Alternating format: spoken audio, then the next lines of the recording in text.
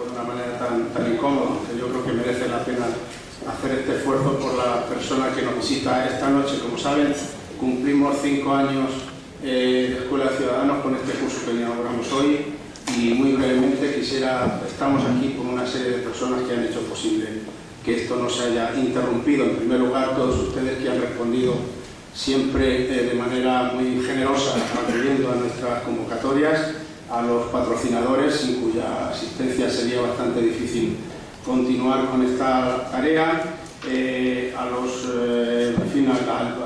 propietario, a la empresa del Castillo de Pilas-Bonas, que nos ha acogido aquí tan amigablemente, y de manera muy especial me gustaría saludar a Antonio Cava, que fue concejal de Cultura y el que creyó desde el primer momento en esta idea, y con el anterior alcalde Miguel Ángel Pozas hicieron posible que se pusiera en marcha la escuela y que hoy afortunadamente sigue viva. Quiero agradecer también muy especialmente a Virginia Caro, que muchas veces por razones de trabajo y familiares no ha podido asistir, que es la creadora de nuestro logotipo y la diseñadora de los pósters, que hace un trabajo que le lleva mucho tiempo y que lo hace de manera desinteresada. Y también a Enrique Sierra, que dibujó y diseñó y dirigió en los últimos días de su vida el blog de la escuela. Hoy ese blog cuenta ya con más de 50.000 páginas visitadas, tenemos más de 300 seguidores y 50 socios registrados en la web de la escuela, más muchos de ustedes que no entran en la web pero que se familiarizan con nuestras actividades. Y no voy a hacer más preámbulos. Tenemos esta noche aquí a Iñaki Gabilondo. El curso pasado terminó con una conferencia de Juan Cruz, un periodista que ha sido casualmente premiado ayer con el Premio Nacional de Cultura, y si era aquel periodista un periodista de primerísima fila, el que hoy tenemos aquí es un periodista de lujo. Yo no voy a contarles la biografía de Iñaki Gabilondo porque estaría llena de elogios y seguramente él no me lo toleraría, y ustedes pensarían que soy un poco pelota, pero en fin, me gustaría señalar un par de cualidades que tiene, que es la honestidad y la independencia, que han sido demostradas a lo largo de casi medio siglo de ejercicio del periodismo. De una manera absolutamente brillante, yo creo que ha cubierto todos los géneros del periodismo de una manera muy pocos pueden llegar a hacer. Es un gran entrevistador y ahora, como están ustedes viendo, es un analista muy certero. Por ello yo creo que Iñaki es uno de los periodistas más queridos y respetados en el país. Sucintamente, él, como saben, entre otros muchos trabajos, fue director de los servicios informativos de Televisión Española, y le tocó cubrir desde ese puesto el golpe del 23 de febrero. Luego estuvo muchísimos años al frente del programa Hoy por Hoy en la cadena SER, que desde 1995, durante 10, 12, 13 años, fue el programa más escuchado de la radio española, y que todavía sigue con ese impulso que le dio Iñaki. Posteriormente pasó a dirigir los servicios informativos de 4 y de CNN, y, como he dicho antes, ahora le podemos escuchar en su análisis en la cadena SER y en el país. Premios, les voy a decir solamente los más importantes porque los tiene absolutamente todos. Tiene 6 premios Onda, tiene el Ortega y Gasset, el premio de la Federación de Asociaciones de la Prensa, la medalla de oro al mérito del trabajo y el premio Tomás Valiente. Y este lo quiero destacar porque se le concedió este año por su compromiso con la democracia. Y precisamente por ese compromiso de la democracia y por su defensa a ultranza de los principios democráticos, de la libertad de expresión y del respeto al que piensa diferente, por ese compromiso, digo, está hoy aquí con nosotros, y por eso le quiero dar la bienvenida. Iñaki.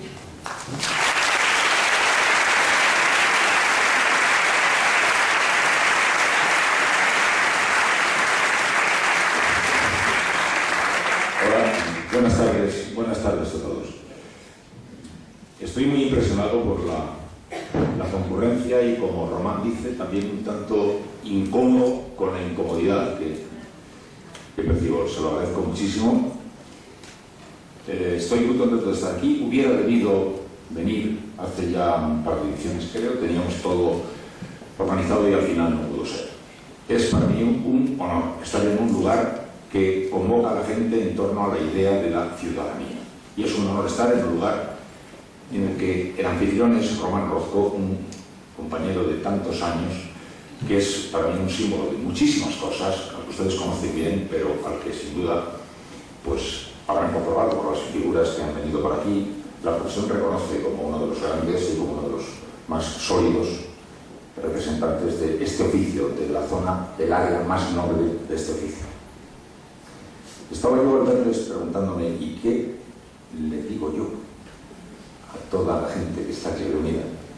Pues estaba pensando que estamos viviendo un tiempo de estupor, de sorpresa, de desconcierto tan extraordinario, que en estas reuniones yo intuyo que hay una cierta esperanza de encontrar alguna pista, alguna luz. Se están celebrando encuentros que convocan a más gente de las que antes solían ser convocadas hace unos años, los llamados años de la prosperidad. Y es la sociedad perdida que trata de ver si por algún sitio alguien les puede mostrar una senda o un camino. Yo les he de decir que es poco probable que lo vayan a encontrar en mis palabras, porque yo participo de esa misma, esta misma perplejidad, este mismo estupor. Pero es posible que, al menos, estando juntos, compartiendo juntos la reflexión, incluso compartiendo juntos la perplejidad, estemos ejecutando uno de los asuntos más necesarios en el momento actual, que es el ejercicio de la lucidez compartida. Porque lo primero que creo que hay que saber es que lo que está pasando en los últimos años en España y en el mundo es que los ciudadanos han sido convertidos en consumidores. Ustedes, desde que la Revolución Francesa reconoció los derechos del hombre, pues habíamos encontrado, ustedes habían encontrado, todos habíamos encontrado de pronto una dignidad que nunca en la historia se había tenido. Nos habíamos puesto de pie con nuestros derechos, se nos había reconocido la determinación de participar. Les ustedes cuenta que todo el asunto consiste en lo siguiente: una vez que se reconoce que usted es un ciudadano, se entiende que a partir de este momento nada de lo que le concierna se va a hacer sin contar con usted. La democracia es el mecanismo que da respuesta a esa decisión de considerarle a la gente propietaria de unos derechos. Como usted tiene unos derechos, nosotros tenemos que articular un sistema o un método que a usted le permita tener algo que decir en las cosas que a usted le conciernen. Anteriormente, los modelos históricos, si exceptuamos a aquellos primitivos de la democracia griega imperfecta, buscaban lo que llaman el despotismo ilustrado, que en el mejor de los casos hacía que los reyes se preocuparan de la gente y se decía todo para el pueblo, pero sin el pueblo. La democracia viene a dar respuesta a ese descubrimiento. El ser humano es el centro de la vida. El ser humano y sus derechos son la clave de toda la acción colectiva. Por tanto, inventemos un sistema que le permita, aunque sea de una manera imperfecta o superficial, tener que decir cosas en torno a lo que le afecta. Bien, este era más o menos el juego y este es explicado de una manera muy básica el sentido de la democracia, pero por circunstancias que si ahora se les parece como se esté pasando, el ciudadano se ha convertido en un consumidor. Es un consumidor, es una diana a la que se busca para extraer de él ese aspecto de su vida, que es un aspecto de su vida, siendo los demás menos considerables, su condición de consumidor.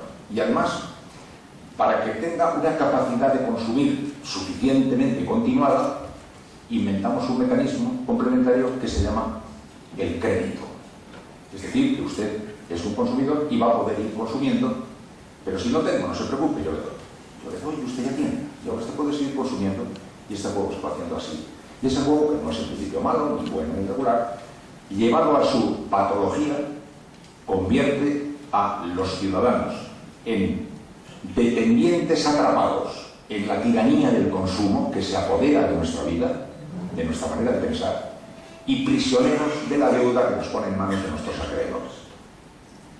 Este es, en una brevísima explicación, el camino que ha llevado ahora a tanta gente a este estado de desconcierto que no le permite acceder al poder que efectivamente tiene el que manda, porque el que manda es el acreedor. Si nosotros pudiéramos ver la deuda que hay en el mundo, comprobaríamos que no se puede pagar. La deuda que hay en el mundo es impagable. El mundo está construido sobre la idea de debamos y debamos y debamos, un juego piramidal, como esos que de cuando en cuando la policía neutraliza y lleva a la cárcel al autor de este juego de yo sigo creciendo y creciendo y creciendo hasta alguien para la cosa y salta la alfombra y se cae todo. Es un juego piramidal de crédito permanente. La historia, en principio, aunque todos lo sabemos, la podemos repasar. Cuando acaba la Segunda Guerra Mundial, como consecuencia de la conmoción que el mundo vive ante los horrores vividos, se experimenta un viento de nobleza humana. No puede volver a ocurrir esto. No es la primera vez que tras un espanto el mundo vive una especie de racha de voluntad de recoger las cosas y colocarlas en un camino que haría posible el espanto. Como además inmediatamente se vio que se había fabricado un mundo de dos polaridades, el mundo capitalista y el mundo comunista, el mundo capitalista además dijo, además del noble deseo de construir un mundo más justo, mejor se hará que construyamos un mundo un poco más justo porque nuestro antagonista, el comunismo, se va a llevar toda la clientela como nosotros no seamos capaces de ofrecerle elementos que permitan una vida más justa. La suma de estas dos cosas, una noble intención y una astuta deducción, alumbró el llamado estado del bienestar. Construyamos un mundo en el que la gente, por el solo hecho de nacer, tenga ya la seguridad de que su sociedad le va a otorgar los elementos básicos del sostén de una vida respetable y digna, para poder educarse, para poder vivir, para poder ser atendido, para poder... Ese es el estado de bienestar, que como digo surge de una doble cosa. La noble intención de ser buenos para el hombre, ese ataque de bondad que surge del espanto de la guerra, y la deducción inteligente de mejor será que protejamos a nuestra clientela porque se va a ir sino al otro lado donde le ofrecen un paraíso de igualdad y de justicia. Bueno, el juego de enfrentamientos que van viviendo el mundo del este y el del oeste a lo largo de la vida, las personas más mayores, pues habrán comprobado todos estos años en los que hemos vivido que todo el mundo era el juego de equilibrios entre el poder capitalista y el poder comunista, y ese juego más o menos iba neutralizando unos y otros. Cuando el mundo comunista cae, porque cae el muro de Berlín y caen, como si fueran fichas de dominó, todos los países del régimen comunista, entonces el capitalismo ya no tiene delante un antagonista con el que librar un pulso, pasea con comodidad, puede poner naturalmente todas las máquinas a funcionar sin ningún tipo de freno, sin ningún tipo de precaución táctica para que no se marche la gente al otro bando, y empieza el mundo capitalista a desarmarse, a desnudarse, a actuar ya de acuerdo con la lógica que le anima, que es la lógica de la máxima rentabilidad, del máximo beneficio, sin estar frenado por esas otras circunstancias que le habían estado hasta ese momento, haciéndole considerar mucho el hombre y sus derechos, no vaya a ser atraído por las fascinaciones del otro mundo. Bien, la historia la hemos contado tantas veces y en los últimos meses se han hecho tanto que creo que todo el mundo ya sabe que una de las circunstancias que empezaron a cambiar fue con el advenimiento de ese pensamiento único que ya le daba al pensamiento capitalista toda la oportunidad de circular a trote sin necesidad de darse ningún tipo de pensamiento, pues inicia un juego en el que la injusticia va ganando terreno, los derechos van perdiendo terreno y los avances de la lógica de ese pensamiento pues están empezando ya a perturbar un poco los elementos de ese estado de bienestar que hemos dicho. A efectos históricos se considera que es un día determinante un día de noviembre del año 1999. Regresemos al año 33. En el año 33, en noviembre del 33, siendo Roosevelt presidente de los Estados Unidos, a la vista del crack del 29, que había hundido el país y que había provocado un gigantesco paro y una ruina a montañas, inventó una ley que llevó el nombre de dos senadores, ¿no? El nombre de dos senadores, Glass-Steagall, que tomaron la determinación de separar el dinero entre el dinero de los depósitos de los bancos y el dinero de las inversiones. No se podría utilizar el dinero de los depósitos para hacer operaciones de bolsa. El desplome del crack del 29 había sido tan espanto que dijo, no, Tenemos que separar. A partir de este momento, los bancos van a tener que tener muy claro que o son bancos de depósitos, o son bancos de inversión, pero no van a poder los bancos, con los depósitos de los depositantes, invertir en operaciones especulativas de bolsa, porque se corre un gran riesgo. Esa ley que montó Roosevelt fue la que permitió un desarrollo sin que el dinero se desbocara de una manera especial y mantuviera un poco el juego, porque el dinero de los depósitos seguía construyendo las empresas, alimentando el mundo de las empresas, y el dinero especulativo jugaba también su legítima aventura en la bolsa sin entrar una con la otra.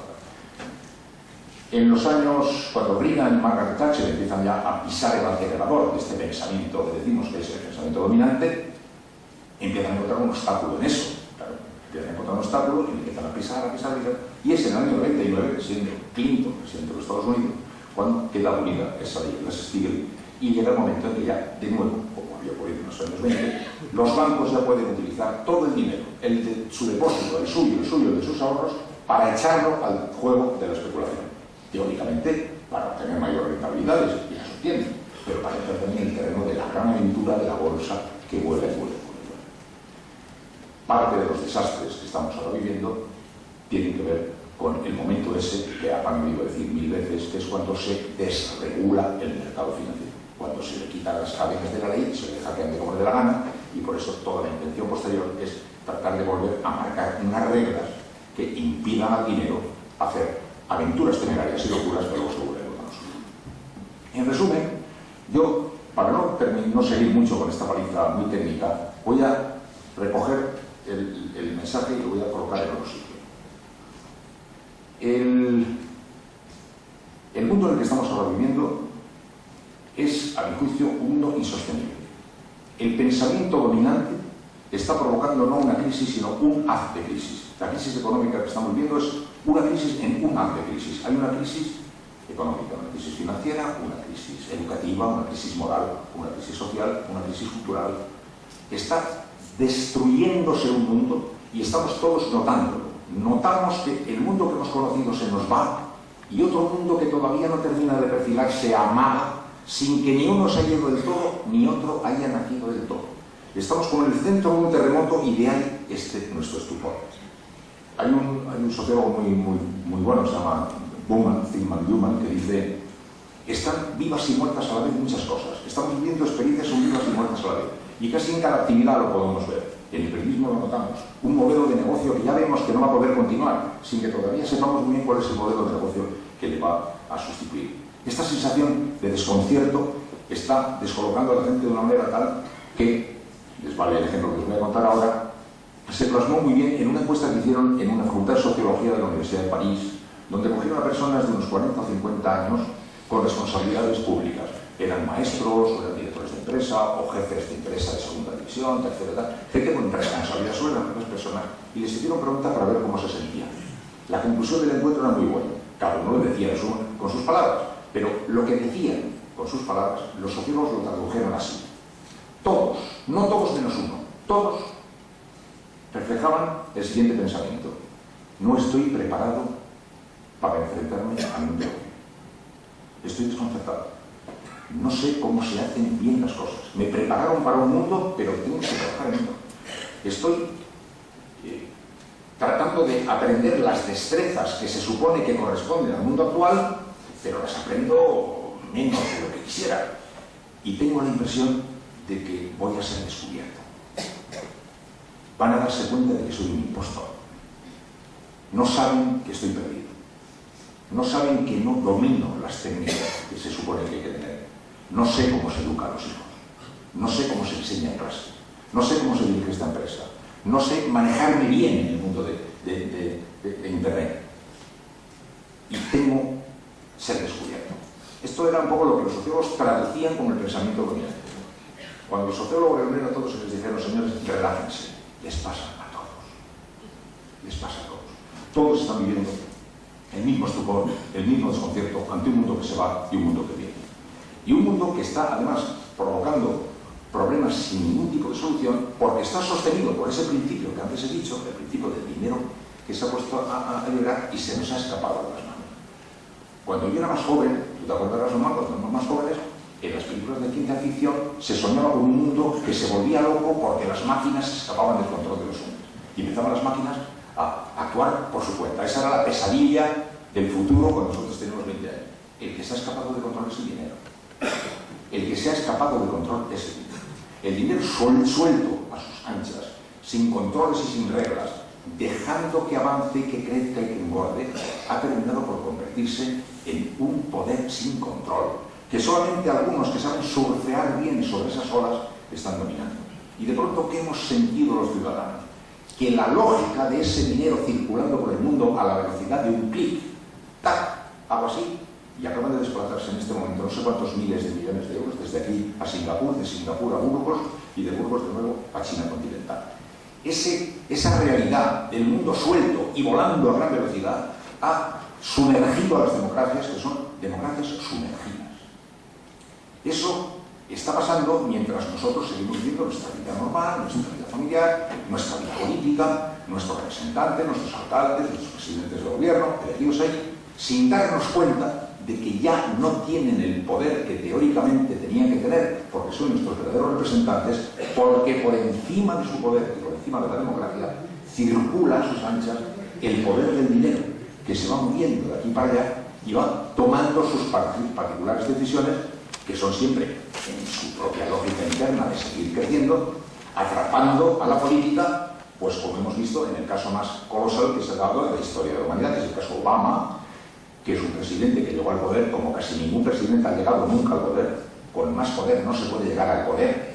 Y al poder del país que más poder tenía, y en cuanto llegó se dio cuenta que no tenía el poder, que tenía un poder que tenía que echarse a pelear contra el poder que no había sido elegido por nadie, que no es que fuera ilegal, pero no era democráticamente elegido, y que ahora era el que marcaba el juego y la situación.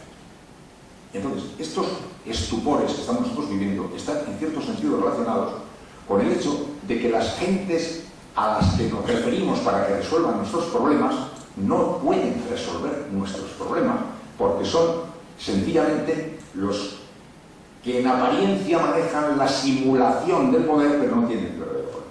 Y una de las cosas que algún día se tendría que llegar a producir es si la política fuera capaz de hacer una autocrítica sincera y cambiar con sinceridad y entenderse con sinceridad, reconstruir el pacto política-sociedad, para que la sociedad y la política juntos dijéramos, señores, ya hemos descubierto dónde está el verdadero poder y nosotros juntos vamos a enviar a nuestros políticos, a nuestros paladines a esa batalla, porque ya sabemos que vosotros no tenéis todo el poder. Pero estamos estrenando, estamos en el minuto 5 de partido de este nuevo tiempo en el que las democracias, que además casi en España las acabamos de estrenar, pues la estamos notando débil y floja. Es patético. Cuando Franco se murió yo tenía 33 años.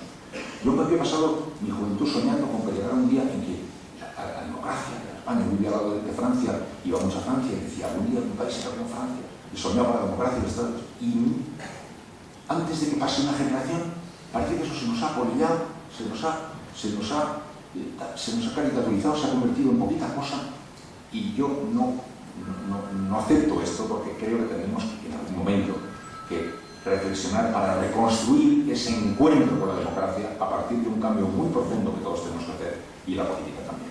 Pero decíamos que ese pensamiento dominante es un pensamiento dominante que tiene una particularidad, y es que está loco. Está loco. El pensamiento dominante, es decir, el dinero circulando a sus anchas, que buscan más dinero y que solo se mueve para generar más dinero y multiplicarse, multiplicarse, multiplicarse sobre una sociedad que vive en la cáscara de la democracia sumergida, pero que en el fondo está siendo manejada como clientes, consumidores, endeudados, propone un mundo loco, imposible. El crecimiento perpetuo. Hay que crecer, crecer y crecer. Pero el crecimiento perpetuo en un mundo limitado es una locura, es un disparate físico. No es un reproche intelectual el que yo hago, no es un reproche ideológico, es un reproche lógico. Como cuando estábamos viendo que en España todo el progreso se pretendía sostener en la construcción y venta de 1 millón de pisos todos los años, habíamos decir, hombre, es poco probable que podamos estar construyendo y vendiendo 1 millón de años, 1 millón de pisos todos los años. Esto en algún momento se parará. ¿Por qué? No hace falta tener mucho análisis ideológico, pues porque no se puede. Bueno, pues el crecimiento perpetuo en un mundo limitado tampoco se puede.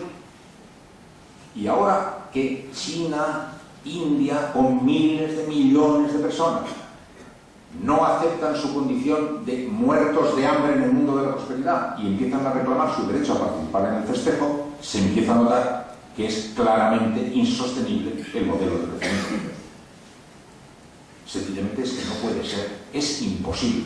El modelo se descubre incapaz de afrontar la realidad de un mundo que, siguiendo su propia lógica, le conduce a un punto sin retorno.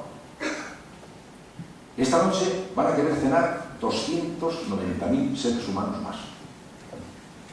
Y mañana otros 290.000 seres humanos más. Y pasado mañana otros 290.000, y puedo seguir. Y es verdad que se habrán muerto muchos también.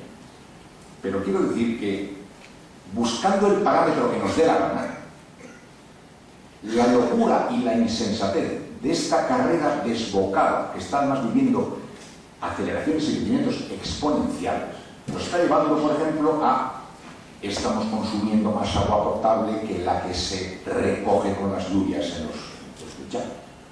Estamos empezando a tener problemas de abastecimiento o están teniendo que ver cómo ingenia el hombre, porque la batalla por el grano se está convirtiendo ya en la batalla mundial. Las grandes empresas están matando para encontrar las posiciones de ventaja en el grano que se ha de suministrar.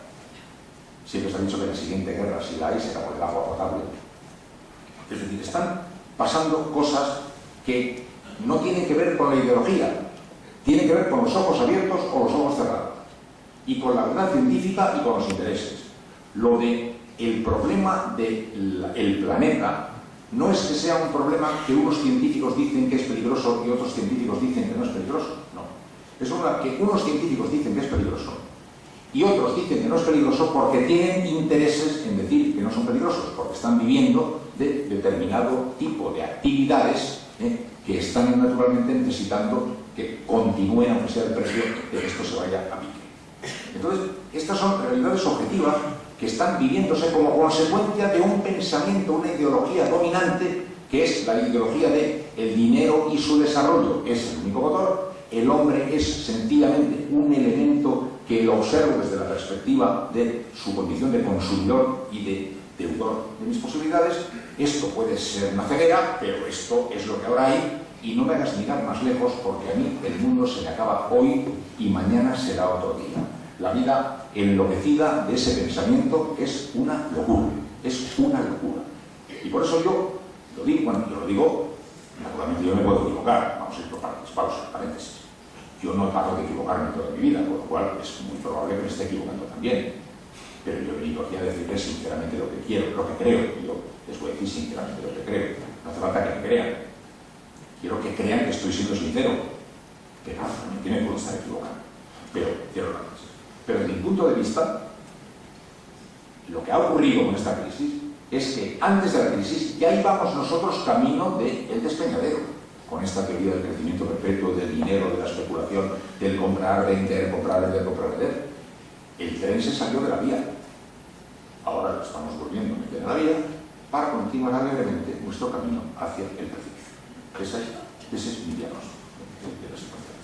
Porque detectámonos en la crisis del año 2008, Lehman Brothers. Yo no sé qué pensamiento tienen ustedes, yo respeto a todos, pero ya digo yo los cuentos de mí.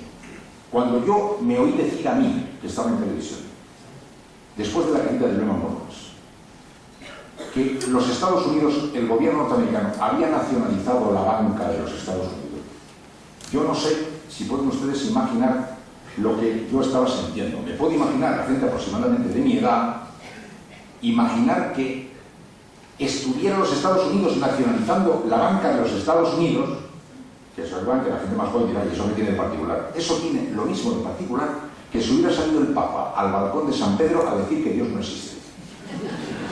Una alteración absolutamente radical de todos los pensamientos que habíamos tenido toda la vida, ¿sí o no? O sea, que los Estados Unidos pudieran nacionalizar la banca era una cosa tan absolutamente inverosímil como que el Papa hubiera salido al balcón a decirnos eso. Era una total era imposible. Y yo conté esa noticia a todos los periodistas del mundo y yo decía, no puede ser, ¿esto qué va a pasar aquí? Es que me imagino que esto cierra un capítulo de la historia de la humanidad y abre otro capítulo de la historia de la humanidad. El mundo que hemos estado viviendo ahora va a tener que reflexionar, reconsiderar. Hemos asistido a un desastre colosal, como cuando se cayó el comunismo, que naturalmente tiene que traer grandes consecuencias. Cuando se cayó el comunismo y todos los países fueron a pique, pasaron muchas cosas derivadas del hecho de que el comunismo se vio a pique y no pararon de pasar durante mucho tiempo. Con lo cual yo pensé, ¿qué va a pasar ahora? ¿Qué va a ocurrir? Decía, a ver si es el momento de la política que recupera su posición, a ver si otra vez podemos recoger el pensamiento democrático más profundo, a ver qué ocurre, a ver qué ocurre. En efecto, esa sensación no la tenía solo yo, la tenía todo el mundo. Sarkozy dijo, hay que refundar el capitalismo. Todos enteros, o sea, todo el mundo decía, tiene cosas. Bueno, claro, efectivamente. Pero he de confesarles que para mí, en mi vida, y ya he cumplido 70 años, esto de hace 4 años, en mi vida fue un día decisivo, cuando después de aquello que a mí me resultó tan brutal, después de oír durante 15 o 20 días todo lo que naturalmente iba a pasar, tenemos que reflexionar, de repente aquello se mancha y volvemos como si nada hubiera ocurrido a la situación inmediatamente anterior. Imaginen ustedes, para seguir el símil, que el Papa sale al balcón, dice lo que yo os he dicho que dice, y después de un mes más o menos de desconcierto, todo vuelve a su naturalidad, vienen así las reuniones, los actos, las misas, las reuniones, todo igual. ¿Qué ha pasado? Y entonces es cuando yo digo, esto es una estafa. Es cuando yo llego a esa conclusión. Digo, si esto ha ocurrido y no trae grandes consecuencias a la vista de que se ha puesto de manifiesto la flaqueza, la debilidad, la fragilidad de un sistema que tiene naturalmente que caer en la más colosal de sus contradicciones y no se cambia nada de una manera sustancial, es que esto tiene trampa. Y esa es sinceramente la opinión que yo tengo. La opinión que yo tengo es que lo que ocurrió en el año 2008 era que ese pensamiento que estaba desbocado y que estaba lanzando a tal cantidad de especulaciones que no sabíamos en nuestra modesta y particular vida, no sabíamos la cantidad de desmanes que estaban haciendo en el mundo financiero, los apuros que estaban haciendo ahí, los miles de millones de dólares y euros que andaban circulando por encima de nuestras cabezas sin tener ni idea, pues de repente un día nos dimos cuenta de esa realidad. Y entonces nos dimos cuenta que no es que hubiera habido unos cuantos ambiciosos que habían roto el sistema, sino que el sistema, en su propio germen, tenía el germen de esa contradicción que podía llegar a provocar ese tipo de crack. Solo para elegir un aspecto, cuando el mundo entero, angustiado por lo que había ocurrido, preocupadísimo por lo que había ocurrido y convencido de que tenía que tomar decisiones verdaderamente profundas, reunió al G20, en el cual también fue España, recuerdan que no iba a ir, a quien se fue, se reunió el G20 y en la primera reunión empezaron a tomar ideas y decisiones pues tremendas, vamos a acabar con los paraísos fiscales, vamos a acabar con bla, bla. Pero pasó un ratito y nadie acabó con nada. Que es cuando yo sufrí, he de reconocer, el chasquido mayor, para decir, pero vamos a ver, pero no hemos visto ya esto con una naturalidad, no hemos asistido a un striptease total, no se ha producido con la más absoluta impudicia la evidencia, la manifestación sin la más mínima duda, que no tiene que ver con cavilaciones ideológicas, sino que se ha producido delante de nuestros ojos este hecho, en el cual este desmán de dinero suelto a sus anchas ha provocado este fisco padre, y todo sigue igual, pues yo no me lo podía creer. Yo no entiendo mucho de números, pero he tenido los ojos abiertos siempre. Unos pocos años antes de esto, cuando le nombraron a Miguel Ángel Fernández Ordóñez, el gobernador del Banco de España, como él había estado con nosotros en el programa que hacía en la radio y por hoy, él era uno de los contertulios de su leonillo, le conocía, pues estuve un día con él tomando un café en su despacho. Le dije, oye, mira, como yo no entiendo mucho de estas cosas, todavía no veré. Oye, de todas las señales económicas que hay que llegan por todas partes y que te vuelven loco, dime alguna pista que yo pueda seguir para tener certeza de que esa pista me da un dato bueno de cómo va el fondo. Me dijo, mira, yo en aquel momento no entendí nada. Me dijo, mira, casi todo lo que pueda ocurrir no le es mucha importancia, pues está todo más o menos controlado. Como veas un día que empieza a entrar en crisis las hipotecas en los Estados Unidos, cuerpo a tierra. Cuando al cabo de unos años empezó las hipotecas, yo dije y quedé muy bien a mis compañeros, atención que esta señal es muy gorda. Cuando empezó a pasar lo que pasó, todos me miraban como fuera yo el oráculo de Delfos, aunque yo todavía no sabía muy bien cuál era la razón que le permitía a Miguel Ángel Fernández Ordóñez conectar de una manera tan directa las hipotecas en Estados Unidos, aunque posteriormente me he ido enterando. Bueno, si ustedes han visto la película Inside Job, Ferguson, que es un documental en el que se cuenta con gran precisión y con gran categoría informativa el proceso de las subprimes y la crisis financiera, no es una película, digo, tendenciosa, ha recibido todo tipo de premios y reconocimientos mundiales y se señala con verdadera puntería la naturaleza del circo montado por el gran dinero desde tiempo atrás que terminó provocando este problema. Si tienen ustedes un día ganas, se pueden comprar un libro que se llama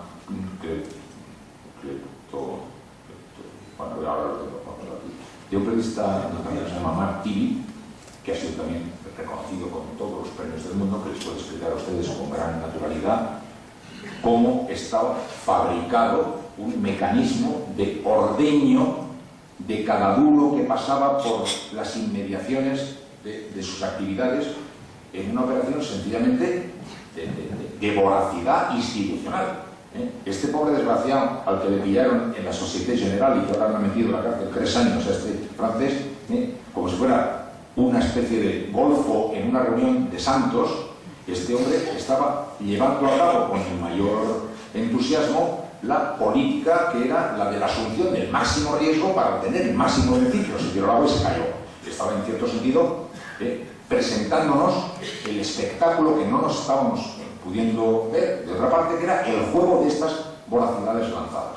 Quiero decir que hay muchos libros ya muy importantes, aparte de los que puedan ser insidiosos, los que puedan ser ideológicamente muy sesgados. No, hay libros ya muy serios, muy premiados y muy reconocidos que ya les pueden servir para comprobar, que no tenían idea, cómo se iba fabricando un determinado juego de naipes para obtener la máxima rentabilidad con apuestas temerarias, con juegos locos, de los cuales hemos tenido alguna noticia aquí, cuando nos hemos enterado, por ejemplo, de que le ha pasado a algunas personas con los preferentes, o sea, que no te enterabas de nada porque no sabes por qué vas a saber.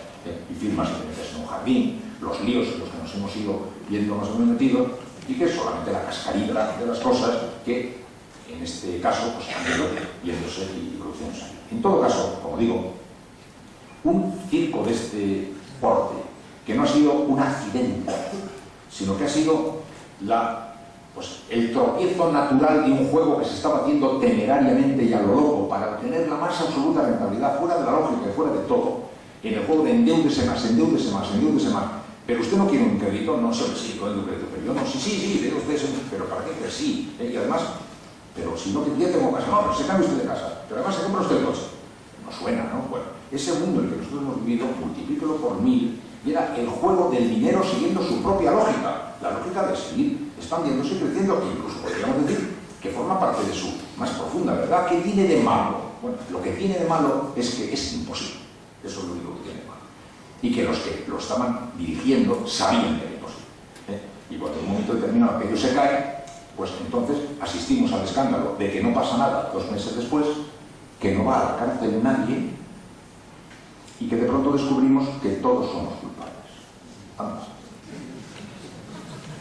Agrega. O sea que nosotros somos culpables. Pero ¿por qué somos culpables? Porque ustedes han vivido por encima de sus posibilidades, no hemos vivido por encima de sus posibilidades, hemos vivido dentro de las posibilidades que nos brindaba la sociedad. Somos un país austero, hemos estado viviendo como pobres toda la vida. Yo no sé de qué extracción social son ustedes, yo soy de familia modesta y a lo largo de mi vida yo he sabido que hay una cosa que se llama los ricos y luego está la gente, que es la mayoría de la gente que he conocido en mi vida. Unos de clase más acomodada, menos acomodada, más pobres, menos pobres, lo normal. Nosotros hemos vivido en la austeridad toda la vida. Yo he sido, digamos, un triunfador profesional. Yo he ganado más dinero que mis colegas. Me ha ido muy bien. Yo me compré un piso a los 40 y tantos años y me pidieron un 18% en el banco. Quiero decir que mucho, no sé. La vida era muy difícil, siempre ha sido muy difícil.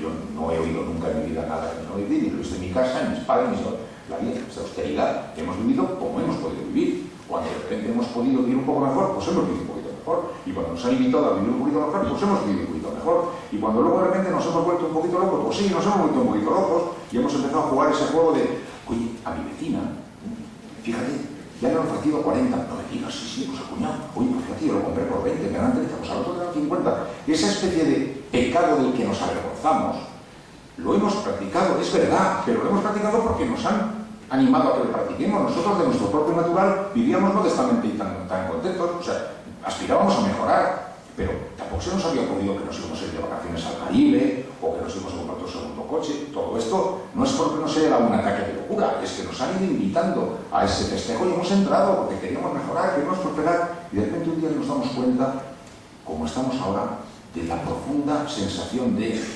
miedo que tenemos. ¿Por qué? Porque tenemos cosas que podemos perder.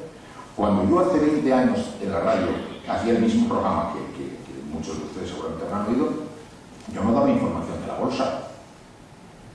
La bolsa era una cosa que le pasaba a 6. Yo no conocía a nadie que tuviera que ver en la bolsa. Yo no había tenido nada en la bolsa, que es de la bolsa. Nosotros no hablamos de la bolsa, ni del precio del oro, ni del mercado de nada. Ahora hay 8 millones de personas que tienen dinero en la bolsa. La prosperidad genera muchas cosas, desclasa a la gente. Es como cuando tú vives una familia modesta, te va un poquito mejor, y cuando ya has conseguido una casa bien, ya tienes unos amigos y tal, viene la prima tuya que viene del pueblo con unos chorizos y quieres que no pase por el salón, o la gente que empieza a avergonzarse de su padre, o la gente que vivía en los modestos barrios de no sé qué y ahora ya no acepta que digan el cinturón de no sé qué. Es decir, son fenómenos naturales de la vida, queremos progresar, y eso nos ha cambiado, nos ha hecho más conservadores, nos ha hecho más miedosos, nos aterroriza que nos pueda de pronto pasar pues una cosa que nos devuelva a las amarguras pasadas, o que estamos ya viviendo las amarguras pasadas. Y bueno, la política sabe muy bien dónde está el lomo más desvalido. Una letra muy buena de Colbert, decía Colbert y Mazarino. Mazarino era un cardenal, un jefe le dice Colbert, pero vamos a ver, tenemos que sacar más impuestos. Sí, ¿a quién se lo pedimos? A los pobres no nos pueden pedir más. Y dice Mazarino, no, a los pobres no, ya no se puede porque los tenemos fritos. A los ricos no les toque, no fastidien. Los ricos son los que tienen que manejar el dinero, si no los comen y se lo llevan. Entonces, ¿a quién? Dice, mira, la gente, hay una masa de gente, que es la mayoría, que está soñando con prosperar y asustada con caer en la miseria. Esa es la gente que lo aguanta todo. Leña ese palo, porque esa gente lo aguanta todo. Esa es un poco la radiografía en este momento de nuestro país, que ha vivido una prosperidad que de repente da una cierta vergüenza haber entrado tan atolondradamente en ella. Pero ¿cómo va a ser culpable la gente que ha soñado con prosperar si le han dejado soñar y le han brindado los elementos para que sueñe? Yo no puedo aceptar eso, no lo puedo aceptar. Y entonces ahora nos encontramos con esa situación, esa máquina cuya lógica es crecer y crecer y crecer y crecer. De pronto, cuando se produce el gran pinchazo, nos ofrece el espectáculo de la última de las trampas de la partida de naipes que les estamos contando. Señores, ustedes se han endeudado más allá de sus posibilidades, así que ya saben lo que les espera. Por cierto, yo que soy un banco también me he endeudado por encima de mis posibilidades. Sí. O sea que usted también no. Usted me va a ayudar a mí a salir de mi problema. Así, y a mí, no, usted no, a mí. Y entonces ahora, hemos aquí ayudando a los bancos a que resuelvan su problema, porque nos han explicado que como los bancos no resuelvan su problema, nosotros no podemos resolver el nuestro. Pero nosotros también tenemos un problema que nadie nos está diciendo que se tiene que resolver, mientras estamos teniendo todos juntos a escote que resolver el problema de otros que también tienen un problema. Y si nosotros calculamos mal al comprar lo que no debíamos, a lo mejor el banco calculó mal al prestarle lo que no debía, pero él calculó mal y estamos todos aquí haciendo lo que podemos para ver si logramos que salgan a flote. ¿Por qué? Y también es verdad, porque si no salen a flote, pues bueno, entonces en ese círculo un poco maldito se desarrolla esta situación en la que nos encontramos ahora, que es una situación triste, preocupada, asustada, angustiada, en la cual además no sabemos a dónde mirar. Porque al decir esto, buscarías la referencia y no encuentras las referencias. Los partidos políticos, porque se han ido alejando de la gente, y los medios de comunicación, porque junto a los partidos políticos nos hemos ido alejando de la gente. Y para la gente, la política es una cosa que se desarrolla allí en el quinto pino, en una extraña nube, donde unos señores hablan de sus cosas, ya no de las nuestras, y donde los medios de comunicación, pues muchas veces también, en su compañía, participan de un festín que ellos deben entender, son sus cosas, no las nuestras. Dejándonos en una extraña orfandad que nos dice por dónde vamos, a dónde miramos, cómo salimos de este jardín, quién nos acompaña en nuestra angustia, quién nos acompaña en esta situación. El 50% de los chicos no tienen trabajo, 1.700.000 hogares no tienen un dinero. En este momento los salarios de los jubilados son más cantidad que el dinero que maneja la juventud. Las personas mayores están pagando con sus pensiones, familias enteras en las que se está sosteniendo la familia con la pensión del abuelo o con la pensión contributiva de la madre y el hijo. Entonces, son situaciones de una dureza colosal que nadie nos está aliviando porque estamos todos extremadamente entretenidos en ver cómo resolvemos un problema que a partir es previo. Oiga, pero mientras tanto yo es que me voy a morir. Y bueno, no digo que no, pero es que yo tengo otra prioridad. Es que somos ya el 25% de paro. Sí, Funcas ha dicho que el año que viene será el 27%. Bueno, entonces, ¿esto cuándo se acaba? ¿Cuándo sale el paracaídas que decía el otro día? La caída libre del austríaco del otro día. Se tira al aire y está 4 minutos 30 segundos en caída libre. Pero bueno, él sabe que hay un momento en que ya tiene que abrirse el paracaídas, porque no te partes la cara. ¿A partir de qué punto ya es temerario este juego de que nos vayamos hacia abajo? Pues no se sabe, nadie lo ha dicho. Porque un buen día la política a todo correr y en el mes de agosto se puede cambiar la Constitución, que mira que es difícil para otras cosas, y de pronto cambiar la Constitución para determinar que había un límite de déficit que teníamos que soportar.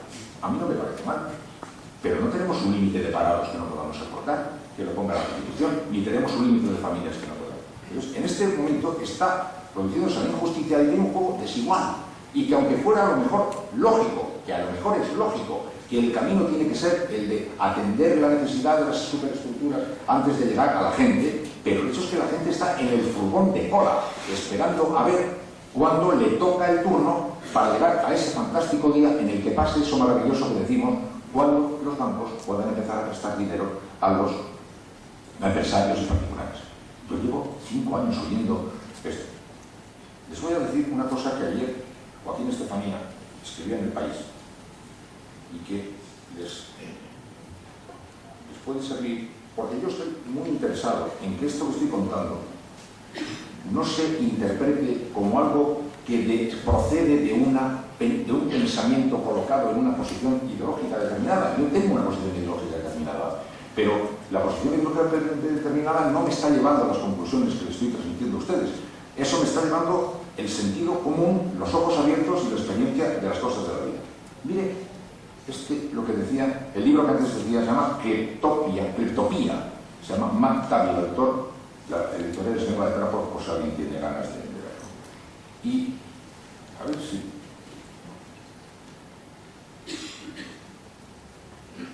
no entiendo cómo es posible que estos datos no se hayan conocido. No me acuerdo, bueno, a ver si lo pillo por aquí.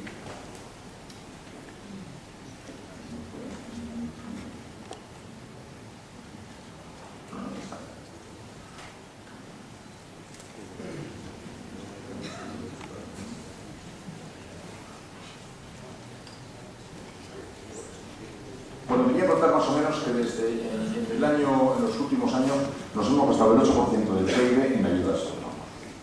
El 8% del PIB. Y si nosotros, no digo que no tengamos que ayudar a los bancos, lo que digo yo es que quede claro que este país, en el que hay 1.700.000 hogares sin pensión, está haciendo un esfuerzo colocando en la primera prioridad otra cosa distinta de la gente. El primer problema era el paro, ¿de acuerdo? Pues ahora no es el primer problema. El paro, dicen, se resolverá cuando se resuelvan las situaciones que estamos ocupándonos en resolver. Primero, no es seguro que automáticamente, cuando hayamos colocado el déficit en su sitio, vaya a empezar el paro. Lo que yo denuncio es que haya quedado de pronto el hombre, sus dramas, sus circunstancias y su realidad, colocado en el último rincón a la espera de que resolvamos una serie de cosas en las que estamos extremadamente ocupados y que responden a un pensamiento dominante que domina en este momento en Europa, que domina en el Bundesbank, que es el que manda y que es el acreedor. El acreedor, el Bundesbank, al que le debemos mucho dinero es el que marca posición. Y entonces, como es un acreedor, dice: yo es que me tiene usted que devolver lo que me debe. Ya, es que mire usted, es que para que yo le pueda devolver necesitaría que usted me dejara que pudiera trabajar un poquito, para ganar un poquito de dinero. Mira, a mí no me cuente su vida. Oiga, es que se va a morir mi padre. Mala suerte. Pero el acreedor ciego es el que nos está llevando a esta dramática conclusión. Y a esta situación que está ya el mundo entero empezando a cuestionar, que el Fondo Monetario Internacional, Obama, están diciendo: perdón, como sigamos trabajando así, nos vamos a confundir, como sigamos atacando el tumor, atacando el tumor, atacando el tumor, atacando el tumor, sin saber que hay un límite para el número de actuaciones de radioterapia y para el número de actuaciones de quimioterapia, puede que matemos al ciudadano en cuyo interior se alberga el tumor, porque el tumor no está solo, está metido en un sitio que es un ser humano. Bueno, pues lo mismo, el problema económico que tenemos está metido en un lugar que es la sociedad humana, donde están los hombres, las mujeres, los seres humanos, que están en este momento olvidados. Yo por eso esta pequeña conversación aquí la he querido titular Rumbo al Hombre, porque hace no mucho, en un acto en que yo fui muy honrado, cuando me estudié a Tony Scouts en la universidad, yo terminé diciendo eso. Yo me he dado cuenta que se nos ha perdido el hombre, se nos ha perdido. El ser humano ha desaparecido, se ha volatilizado.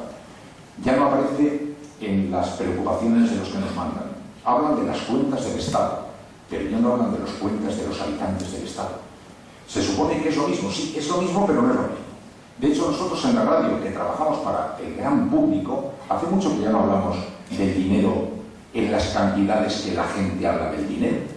Hablamos ya de miles de millones de euros como si supiéramos qué es eso. Hablamos de 5%, 8%, 17%. Hablamos de el billón sajón, que ya sabemos que es 1.000 millones. Hemos aprendido un montón de cosas. Pero el dinero de uso y consumo del personal ha desaparecido. Las preocupaciones están en la macroeconomía, no en la economía. Los ciudadanos también perdidos por la información, como consecuencia de otra cosa que también quiero señalar, que es la superocupación de la política en todas las actividades humanas. Si hay aquí un accidente, y yo digo por la radio que ha habido un accidente en la carretera, no sé qué, y hay 3 personas heridas, cuando todavía no les ha recogido la ambulancia, el tema ha saltado ya al plano político, y de repente alguien dirá: el delegado del gobierno se presentó y dijo que no sé qué, el líder de la oposición pide responsabilidades políticas, el otro dice que ya había advertido 8 veces y al cabo de un minuto estamos enterrados en una zámbara cuando los seres humanos todavía están respirados y no se ha cogido la ambulancia. Ejemplo perfecto, el 11M. Yo digo 11M y todos piensan: la bronca política. Los 1.000 y pico muertos han desaparecido del 11M abducidos por la bronca política. Decimos 11M y nos viene a la cabeza 14M. El 11M ha desaparecido. Los seres humanos se nos están perdiendo. No nos duran nada los medios de comunicación. No le duran nada a la política, que a los 3 segundos se está hablando ya otra vez de miles de millones de...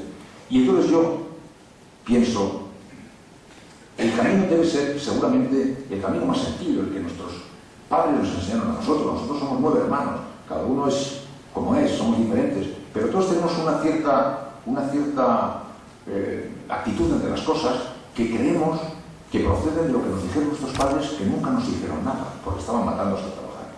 Pero de aquella no cosa que nos decían, debimos de decir varias cosas con alguna claridad, porque todos los hermanos, ahora adultos, cuando nos reunimos, todos creímos haber recibido un mensaje que constaba de 3 o 4 cosas que no recordamos que nadie nos lo había dicho nunca.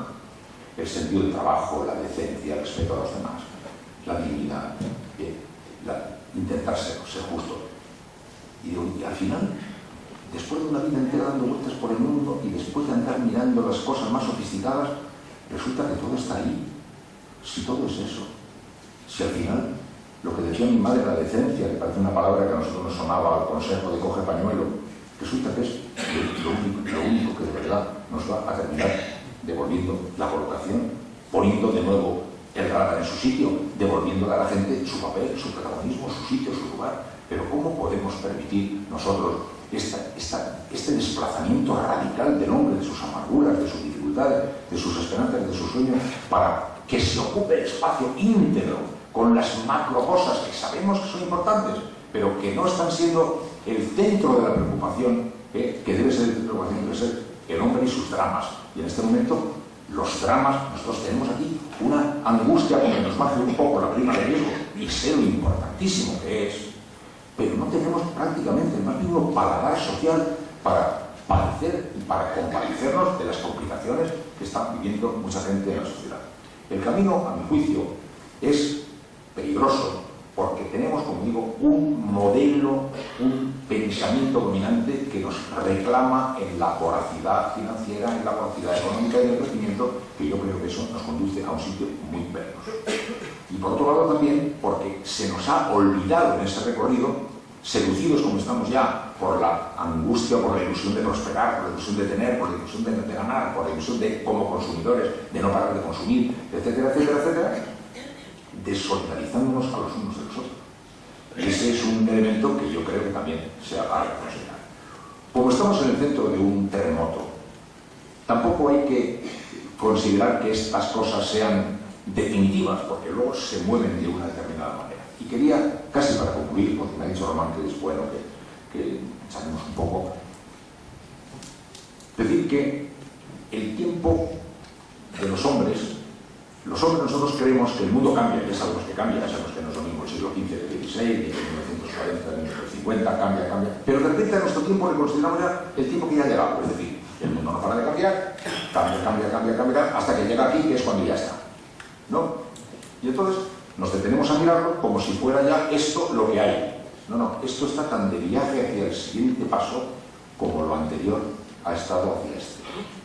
Y eso a mí siempre me ha esperanzado, porque me demuestra que no hay que angustiarse del todo en las situaciones que claramente tenemos ante nuestros ojos, a las que les otorgamos el carácter de estables para siempre, porque no son estables para siempre. A lo mejor son peor, pero no son así. Cambian seguro. ¿Y cambian en qué dirección? Pues no se sabe, porque el futuro no está escrito. ¿El futuro no está escrito? No está escrito. No, que no está, o sea, que está sin escribir. Que va a ser como lo hagan los que lo hagan. Por tanto, nada de determinar de forma tan radical como ahora se determina lo que hay. Yo en eso me esperanzo mucho. En que noto que las generaciones más jóvenes empiezan a moverse en torno a otros paradigmas. Puede que todavía sea un poco impreciso, pero empiezan a no sentirse tan claramente atraídos como estaba la generación nuestra por los anzuelos que nos pusieron de un determinado juego de progresar. Están empezando a ver con desengaño, con tristeza y con cinismo y con gran pesimismo que hay determinado tipo de espejitos que no les van a engañar y que posiblemente pueden empezar a mirar por otras rutas y por otros caminos. Yo creo eso. Como también creo que de esta crisis surgirá posiblemente también alguna convicción de trabajos bien hechos. Creo que pueden salir cosas enteramente positivas, bien es verdad que a cambio de dejarse un buen montón de cadáveres en el camino. Yo creo, por tanto, que el objetivo está en recuperar el hombre como centro de la actividad y la ciudadanía como valor. Una reunión como esta, en la que ustedes, con incomodidad, están escuchando, en fin, torpes puntos de vista de una persona que ha venido aquí, es una actividad que da esperanza al futuro. O sea, el ser humano unido con otros para ayudar, para enfadarse, para pensar juntos, para no saber muy bien qué, pero para tocarse, mirando el tiempo presente y reclamando su derecho a actuar en lo que les concierne, recuperar la condición de ciudadano. No podemos permitir que se trate a la gente como se trata de esta manera tan superficial, mirando solamente su bolsillo o su cuenta de resultados, mirando y tal para saber de su felicidad. No se preocupe que le vamos a subir un 4, no se preocupe, bien, que es muy importante que hablemos de mi 4, que me importa muchísimo, pero soy mucho más que un 4. Como pasa en general en España, se reúnen las autonomías para hablar de España. ¿De qué hablan? De dinero. Se reúnen a hablar de España y no hablan más que de dinero. Solo hablan de dinero. Digo, pero no hay nada más que hablar. Solo es dinero. 14 para ti, 27 para ti, eso es lo que tenemos, en eso nos hemos convertido, en que uno de los elementos instrumentales de nuestra vida se haya convertido en el todo de nuestra vida, en el que la economía es todo de nuestra vida, por lo importante que es, en el que la política se cree que puede tratarnos como sencillamente un bolsillo o una papeleta. Somos seres humanos con derechos y reclamamos nuestros derechos de participar y a lo mejor a cambiar las cosas. Y en ese sentido, los que ya somos más mayores, que estamos, como yo muchas veces digo, gestionando el escepticismo, gestionando el escepticismo y viendo cómo lo manejamos lo mejor posible para que no pueda con nosotros, ¿no? Y para que lleguemos de pie hasta el final, aunque el escepticismo nos pueda, pero tratar de transmitir el único mensaje que para mí es serio, que yo les digo a mis hijos: mira, te puedes desengañar, puedes estar decepcionado, pero lo que no puedes es rendirte. No hay que rendirse nunca. Y no rendirse nunca quiere decir dar el siguiente paso. Hay que seguir, hay que seguir. Mientras tanto, como coincide que esta crisis internacional, que esta crisis tan grave económica, coincide además en España con una crisis de la arquitectura del Estado, que ya es lo que nos faltaba, que ya decimos, bueno, si alguien quiere ahora ir, si nos quedamos embarazados, ahora ya casi no pasa nada, pero algo más nos puede pasar. Ahora encima tenemos que se nos cae la tienda. Bueno, demasiadas cosas juntas como para que no vivamos en el estupor. Pero yo creo que juntos nos damos un poco más de calor, nos damos un poquito más de ánimo. Y si ahora ustedes tienen alguna cosa que decir, yo lo escucharé con mucho gusto.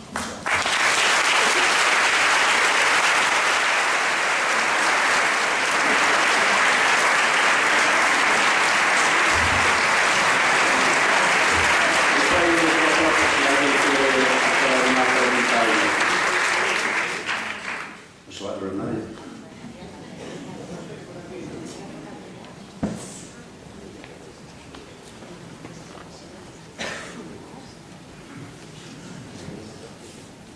Hola, buenas tardes Román, buenas tardes Iñaki. Iñaki, antes de las elecciones dijiste que, refiriéndote al día de las elecciones, que el domingo elegíamos al siervo del amo. Me pareció bastante correcto en realidad. Me gustaría saber tu opinión sobre cómo lo está haciendo el siervo y cómo se está comportando con respecto a su amo y cómo se está comportando con respecto a los ciudadanos que en realidad estamos sirviendo. Muchas gracias. Muchas gracias a ti. Yo digo sinceramente que aunque tengo muy clara esa condición de que estamos eligiendo al siervo del amo, porque finalmente el amo es el que manda y estamos comprobando que el que creemos que manda no puede sino obedecer al siervo, al que creemos que manda, y que por ahí podría resultar bastante tentador decir cosas y fuertes. Yo creo, me apetece más insistir en la otra idea, en que no hoy, que no se puede, en algún momento tendrá que reconstruirse el pacto social, porque se ha muerto, y en algún momento se tendrá que reconstruir el pacto del reencuentro de la sociedad con la política, para que podamos tener esperanzas de defender juntos nuestros derechos y nuestras posiciones. Por el momento, nuestros representantes están actuando mucho más como representantes de otros que como representantes nuestros. Yo no me siento tan representado por lo que nos mandan como supongo que pueden sentirse representados el Bundesbank, por ejemplo, y los grandes poderes. A mí me parece que es así. No quisiera tampoco dar un reproche demasiado directo a personas porque creo que es un fenómeno que está ocurriendo en el mundo y que estamos todos dirigiéndonos en esa dirección y que incluso casi no es muy fácil eludirlo. Pero me gustaría tener claridad y coincidencia en esto. Yo no creo que en este momento Mariano Rajoy esté pensando tanto en nuestros problemas como en los resultados de los esfuerzos que tiene que acreditar en los exámenes a los que se ve sometido en Europa. Me da esa sensación. Y creo que no es fácil ahora el escape, pero tendremos en algún momento que escapar.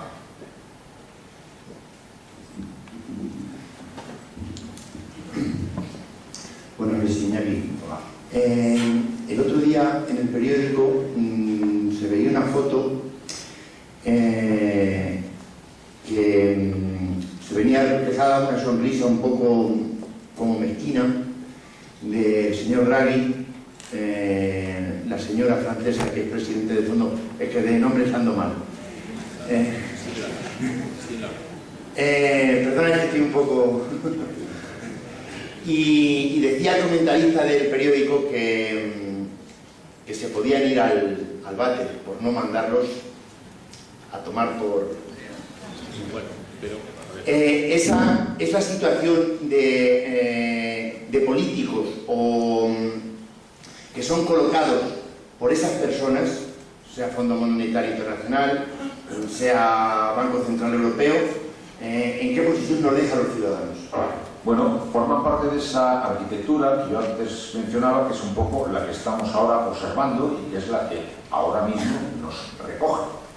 Yo ahora mismo no veo manera de evitarlo, me parece suficiente ver con claridad cuál es el caso y cuál es la circunstancia.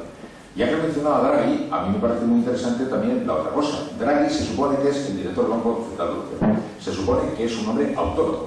El Banco Central Europeo es autónomo. Es más, cuando se le piden cosas, dice, bueno, cuidado, que nadie se la vaya a cubrir, decirle al Banco Central Europeo lo que tiene que hacer, porque el Banco Central es absolutamente autónomo.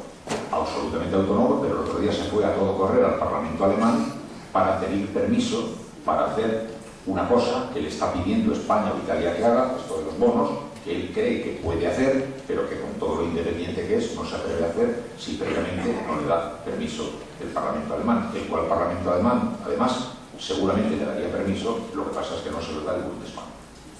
Quiero decir por eso que estas visitas les colocan a todos en ese sitio. Bueno, yo señalo esto, yo ya sé que a lo mejor Draghi lo ve más claro que nosotros, pero Draghi hoy es el que tiene el juego en el que se encuentra, y a lo mejor Angela Merkel y a lo mejor Christine Lagarde y todos, pero esa es la realidad. O sea, nosotros le elegimos aquí a nuestro presidente del gobierno, y nuestro presidente del gobierno está en este momento pues soportando, seguramente sin ninguna alegría, pero bueno, soportando pues, que haya un virus en 1000 lugares y tal, bueno, porque él está viendo cómo juega donde le están examinando. Y yo no estoy diciendo hay que ver cómo es usted, es que cómo es el juego. Yo lo que quiero es que tengamos lucidez de cómo es el juego, que cada cual luego llega a la conclusión que le da la gana, pero eso es un hecho objetivo, ese no es un juego ideológico, eso es así. Y como digo, cuando Draghi la semana pasada, no hace 100 años, Draghi, al que le estaban pidiendo que actuara de determinada manera en favor de las economías del sur de Europa, pues estaba Draghi en condiciones históricamente de tomar una decisión que parecía que quería tomar, pero se fue corriendo al Parlamento alemán. Por eso digo que esa es un poco la situación. ¿Y qué le pasa al Parlamento alemán? ¿Qué tiene el Parlamento alemán que no tengamos nosotros? Que están nuestros acreedores. Es que, yo insisto mucho, la idea es que están nuestros acreedores. Están allí las personas que nos han dicho, que también es un poquito cómico, que dirán estos del sur, tan morfos y tan jacarandosos, que les gusta mucho el cachondeo. Oiga, perdonen, nosotros hemos hecho muchas de esas cosas que ustedes nos reprochan con el dinero que ustedes os estaban prestando. Les estaba pareciendo muy bien prestarnos el dinero para ese editorial, al parecer, mientras nos lo estaban prestando. Ahora se lo debemos, y ahora somos unos golfos por haber hecho lo que ustedes nos ayudaron a hacer con el dinero que nos prestaban y que ahora les debemos. Lo pongo ahí en el ejemplo, que no quiero caer en los maniqueísmos de los alemanes buenos y los españoles malos, no quiero caer en eso, sino en la fotografía de la situación. El mundo de deudores y de consumidores produce una realidad en la cual el poder lo tiene el acreedor. Ya está. Y como nosotros somos básicamente deudores y acreedores, ahí están los acreedores. Entonces, el que tiene en este momento un poder formidable es China, porque como es el gran acreedor de Estados Unidos tiene el doble de los problemas de Europa. Lo que pasa es que tiene unas capacidades de maniobra que nosotros no tenemos, y muchas cosas más. Pero en este momento, como los chinos pasan al cobro todo lo que le deben los americanos, pero eso es un poco lo que nos pasa con Alemania. No es que Alemania le haya dado un ataque de no sé qué, es que Alemania mira a España y solo ve gente que nos debe dinero. Grecia, gente que nos debe dinero. Y además gente que nos ha pedido dinero para pasárselo muy bien mientras nosotros estamos aquí apretando las tuercas. En todo este recorrido, ¿qué está pasando? Que nuestro modelo de estado de bienestar, construido con ese pensamiento altruista después de la Segunda Guerra Mundial, ese pensamiento altruista más además un poco precavido ante la presencia del comunismo, que había construido una referencia mundial de una manera de entender la sociedad, lo estamos tirando por la borda. Entonces, claro, yo ya sé que es muy difícil que este vaso que se hace en este pueblo o en esta ciudad, si tiene que competir con otro vaso igual que se haga en Vietnam, tiene el problema de que en Vietnam lo están haciendo chicos que están trabajando 20 horas diarias por la cuarta parte y tal y sin derechos y pueden meterlo a la cuarta parte del precio de nosotros.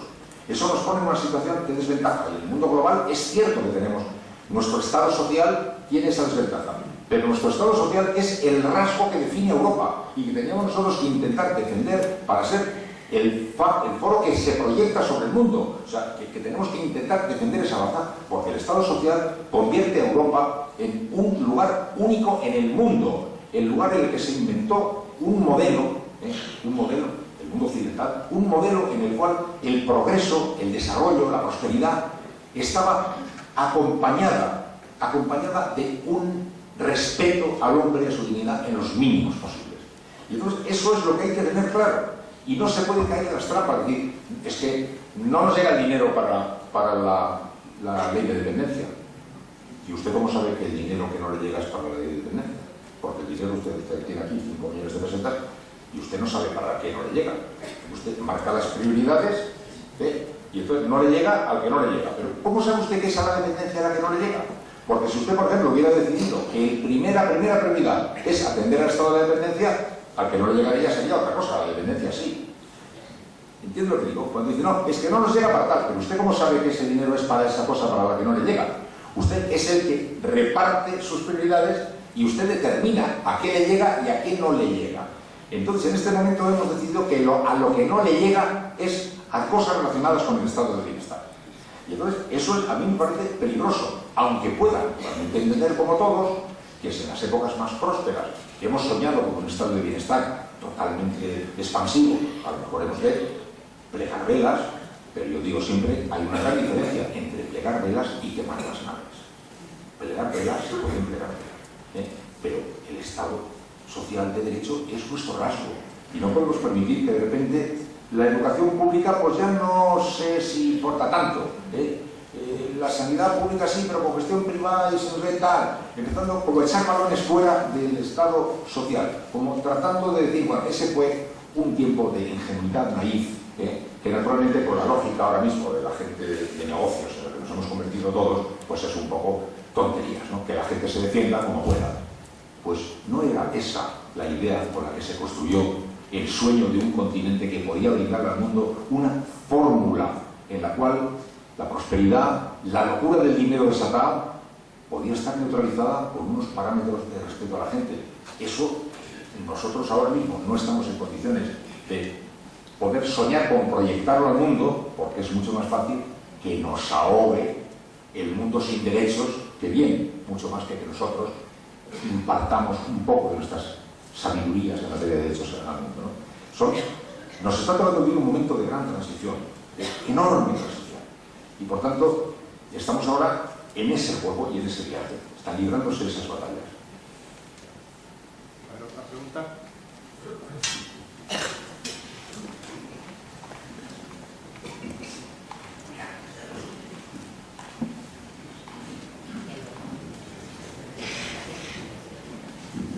Buenas noches.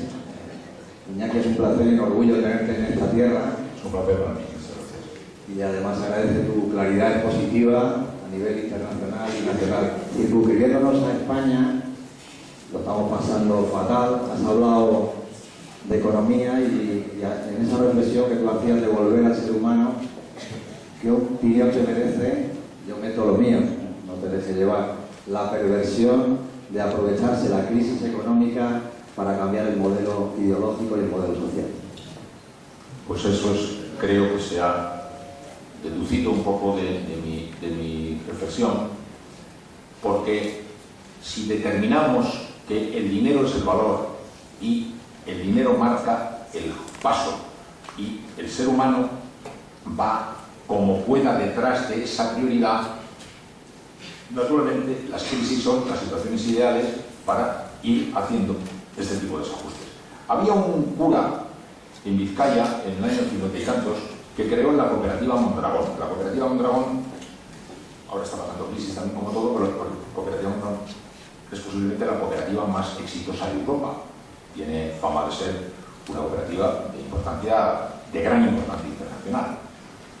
Bueno, el éxito de esta cooperativa ha sido un caso de repercusión mundial, y esto lo alumbró un curita vizcaíno que fue allí y que puso en marcha la cooperativa y que tenía una idea que la resumía así, y cada vez que yo la leo me da la risa porque dice, no, yo me estoy ocurriendo, mira, que aquí solo hay dos maneras.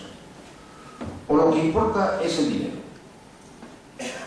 y buscamos hombres para conseguir más dinero, o lo que importan son los hombres y buscamos dinero para que le vaya mejor a los hombres. Mire, esto es lo que yo entiendo, ¿sabe? Entonces vamos a hacer una cosa. Vamos a hacer una cosa para los hombres y vamos a buscar dinero para que le vaya mejor a los hombres. Bueno, comprendo que es es plano, pero claro como una gota de agua o una nota musical con un toque de cristal. En el fondo, lo que está pasando es que con el dinero como prioridad, pues todos estos otros elementos que estamos ahora considerando son solo elementos contables. Y además hemos entrado en esa lógica y nosotros participamos en esa lógica.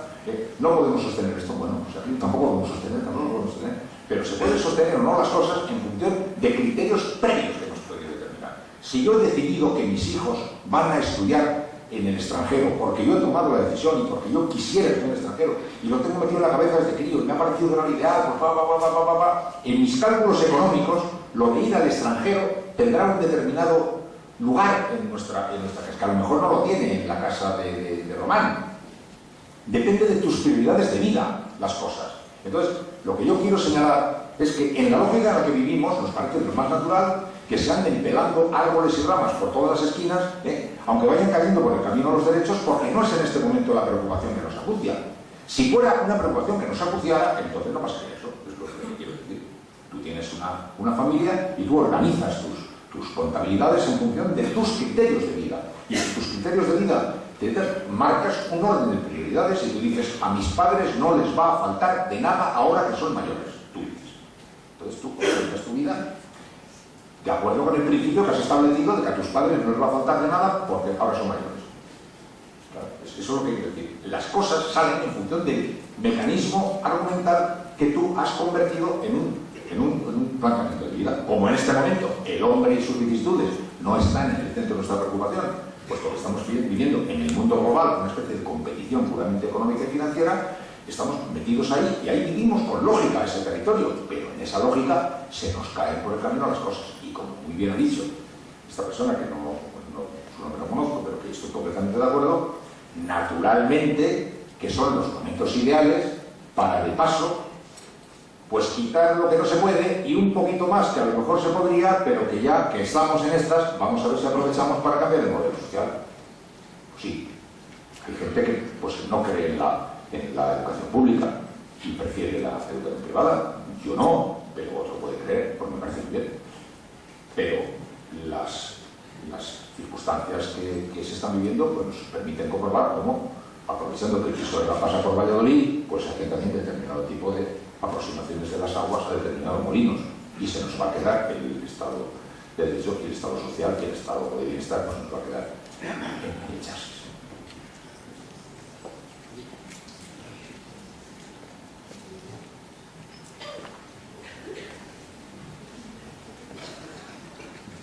Hola, buenas noches. Soy Emilia.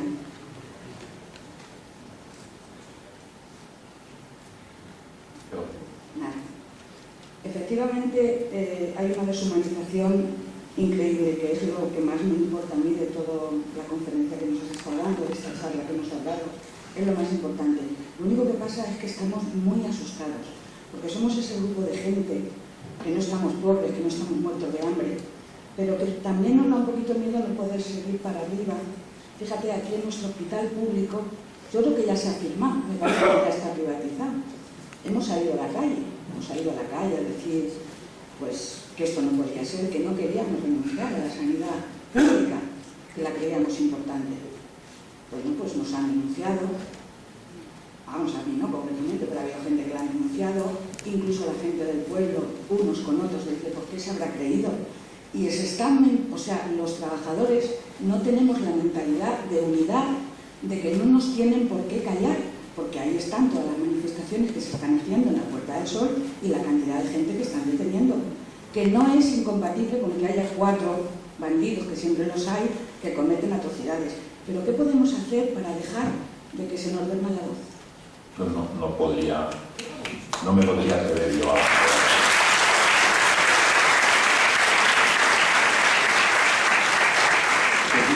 Yo no tengo la respuesta y además no debería tener la respuesta. O sea, yo creo que el planteamiento de una persona en mis circunstancias es poner con sinceridad las cosas, pero que cada cual llegue a sus propias conclusiones para evitar malentendidos o convertir las cosas también en arenas que yo no quisiera.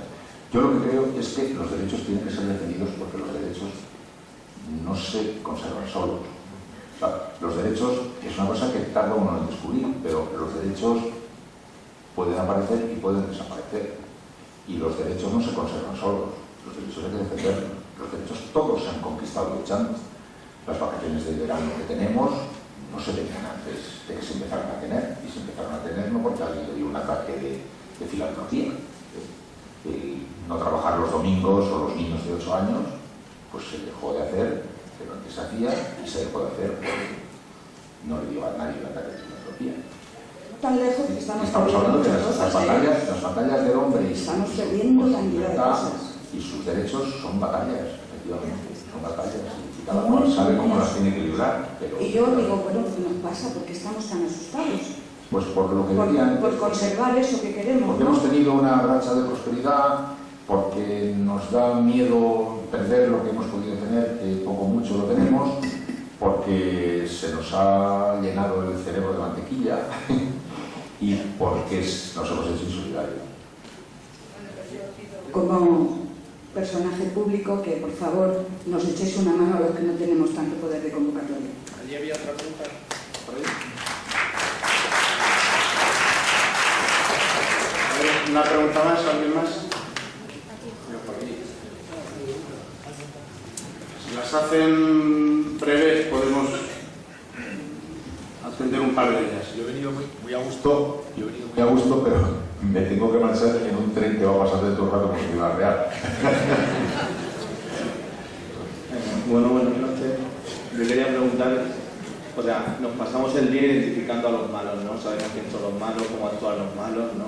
Siempre son análisis de ese tipo, pero también conviene preguntarse por qué no se ha oído a los que son buenos o por qué no han sabido coger en un determinado momento el poder, o si lo han cogido, por qué han hecho lo que han hecho.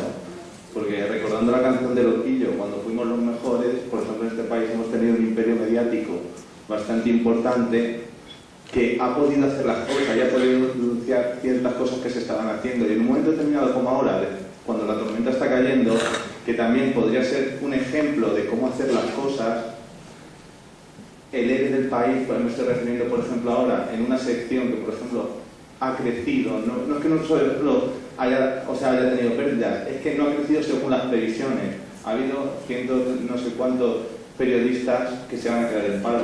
Me gustaría saber tu posición acerca de este planteamiento y sobre todo también la figura, por ejemplo, de Enrique González, que en este momento, o sea, ha sido uno de los que ha dicho basta y también ha estado viviendo en este sentido.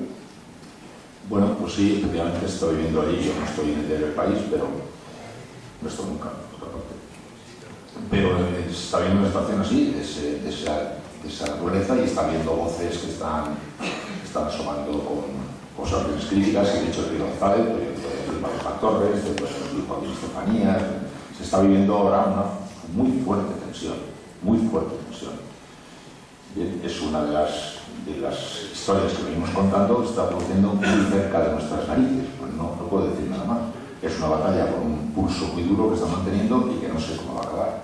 Y no conozco todos los detalles de la situación, pero el periódico, como todos los periódicos del mundo, están viviendo unas crisis muy fuertes, están pasando tensiones muy gordas. Lo que no conozco los datos como para saber si era necesario o no era necesario, si es excesivo o no es excesivo. Lo único que puedo decir es que los compañeros, que son muchos de ellos extraordinarios periodistas y muy acreditados, dicen que es excesivo, dicen que no lo pueden entender. Eso es lo único que yo puedo decir. No he estado nunca en el país, no sé ir con el coche en el país. Y conozco la cosa, pero no conozco los detalles. La empresa dice que no puede resistir los actuales juegos. Los compañeros, hasta los más sensibilizados, hasta los que creen que efectivamente hay que actuar de determinada manera, creen que las decisiones son absolutamente excesivas y fuera de lugar, y lo único que puedo hacer es consignar esto. A ver, mira, nos queda una pregunta, por favor, y es un caso muy concreto que está planteando. Julián, ¿hay alguien por allí? ¿Me oyen? Buenas noches.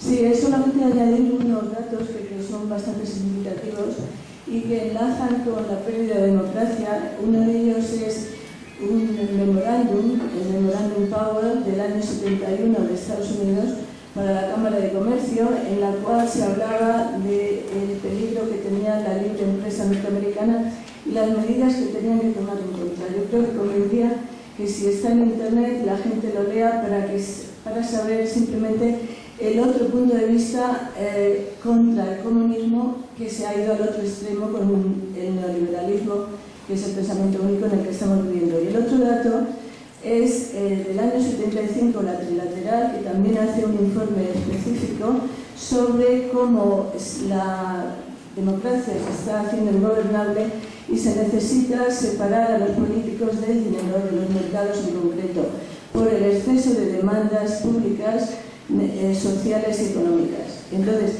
solo el dato nos da una idea de la mentalidad de Estados Unidos, que además es el origen también con la Escuela de Chicago Económica del neoliberalismo, que nos pone en una tesitura en la que al irse al otro extremo, más el añadido de las nuevas tecnologías, con el no pago de impuestos, disminuir los impuestos de una situación económica mejor, se produce un desfase totalmente en el cual tenemos al mundo financiero como una nube tóxica funcionando por encima de toda la economía real, y la crisis en realidad es cuestión de corregir esas medidas que no son posibles en Europa con el Banco Central Europeo. No me quedo a la plana. Vale, si me permitís, solo termino yo con esto para seguir en esta dirección, porque lo que estoy diciendo yo es que lo comparto. Lo comparto, no tengo eso, la receta. Os cuento el último dato y el otro día lo contaba. En el mes de agosto, en el diario Le Monde, yo leí una noticia que me la guardé porque me iba de vacaciones. Y cuando he vuelto de vacaciones me la he vuelto a ver y digo, ¿cómo es posible que esto no haya dado la vuelta al mundo? El 75% de los beneficios de las empresas de telecomunicaciones de los Estados Unidos están fuera de los Estados Unidos. Pero no es un dato, no es que estén fuera y que un sagaz periodista ha descubierto la ignominia. No, es que están fuera y están negociando con Washington para decir que fuera van a seguir como no lleguemos a un acuerdo fiscal. Y es un asunto público. Llevan por Google 70 y tantos % de sus beneficios están fuera del país y están negociando con las autoridades. Los traemos o no los traemos según qué impuestos nos pongáis. Y si queréis, oye, mirad la cantidad de puestos de trabajo que podemos nosotros generar cayendo. Es decir, que la situación que estamos contando se está viviendo en algunos planos con un cinismo y una desvergüenza que son verdaderamente escalofriantes. Que tengamos las dificultades que estamos teniendo en todo el mundo y que las grandes empresas de telecomunicaciones del mundo, así, por derecho, estén haciendo pública manifestación de esa situación y que no les va a compensar porque no llegan a un acuerdo financiero, me parece fuerte. Y creo que puede resultar suficientemente esclarecedor como dato en qué tipo de circo estamos metidos. Y me voy a tener que pasar por ser escapado.